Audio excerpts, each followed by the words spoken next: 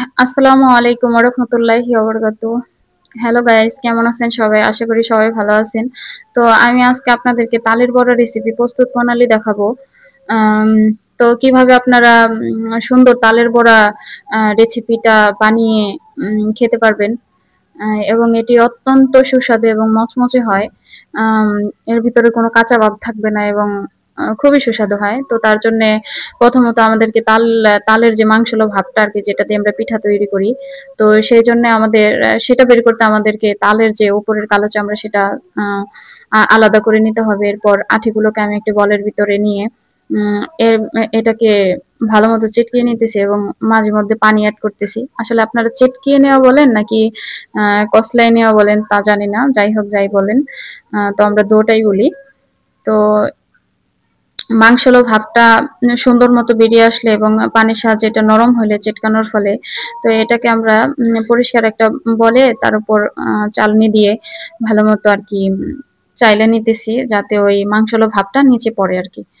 তো এইভাবে সুন্দর করে তালের মাংসল ভাবটা আলাদা করে নিয়েছি। তো এরপর আমরা আসলে এই তালের উম ইটাকে একটা জর্জেট ওড়নার ভিতরে দিয়ে এটাকে ঝুলিয়ে রাখবো, যাতে তালের যে তিতা ভাব থাকে, তালের ভিতরে একটা তিতা ভাব থাকে। এভাবে ডাইরেক্ট পিঠা বানাইলে আর কি ওই তিতা ভাবটা পিঠাতেও লাগে। কিন্তু আমি যেভাবে করতেছি, যে এটাকে আমি একটু ঝর্ণা দিয়ে রাখবো।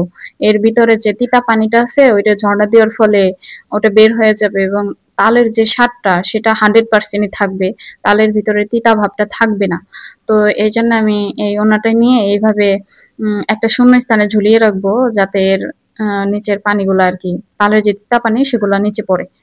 তো আমার বাসায় অন্য কিছু ঝুলানোর মতো নাই, তাই আমি বেসিং এর কলের সাথে ঝুলাইয়া দিছি এবং দেখেন ওই বেশ কিছুটা পানি পড়ছে। এভাবে আর কি ০.৫ ঘন্টা কি ১ ঘন্টা যে যতটা রাখতে পারেন রাখবেন। রাখার পরে তারপরে ওই ইটা দিয়ে আপনি পিঠা বানাইলে পিঠার স্বাদ খুবই ভালো হবে। তো একটা পাত্রের ভিতরে আমি পরিমাপ মতো তাল, চালের গুঁড়া এবং চিনি এবং সামান্য একটু লবণ এড করছি। এবং যে যেরকম মিষ্টি খান কিংবা যে যেরকম যতখানি পিঠা বানাইতে চান, তো ওই রকম মাপেরই তাল এবং চালের গুঁড়া নিবেন। এবং মিষ্টি যে যেরকম খান সে সেই রকমই মিষ্টি চিনিটা এড করবেন। তো আমি যেরকম খাই আমি আমার মাপ মতো তৈরি করে নিছি এবং এইগুলাটাকে ভালো মতো নাইড়ে চেড়ে সুন্দর করে অনেকক্ষণ ধরে সব উপকরণগুলো একসাথে মিশিয়ে গরম তাওয়াতে তেল দিয়ে এরপরে আর কি চামচ দিয়ে দিয়ে দিব। দেখা যাক পিঠাগুলো কেমন হয়। আশা করি ইনশাল্লাহ ভালোই পিঠা হবে। তো এভাবে সুন্দর করে মিডিয়াম আঁচে পিঠাগুলারে সুন্দর করে ভেজে নেব।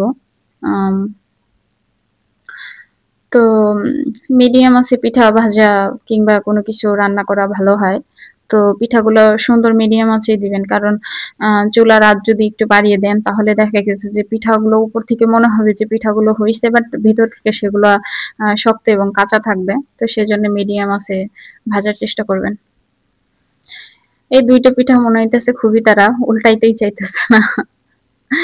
তো যাই হোক, এইভাবে সুন্দর করে পিঠাগুলোকে আমি ভেজে নিব। ভেজে নেওয়ার পর চামচের সাহায্যে যাতে তেল না ওঠে, তো ওইভাবে পিঠাগুলোকে আমি সুন্দর মতো উঠাই নিতেছি। তো পুনরায় আবার যে পিঠার গোলা ছিল, তো সেখান থেকে আবার পিঠাগুলো দিয়ে দিলাম। এভাবে সুন্দর করে ধীরে সুস্থে মচমচে সুস্বাদু পিঠা আপনারা ঘরে তৈরি করে খেতে পারবেন। সবাই পিঠা বানাইতে পারবে কিংবা পিঠা বানাইতে পারে সব পিঠা, এমন কোনো কথা নাই।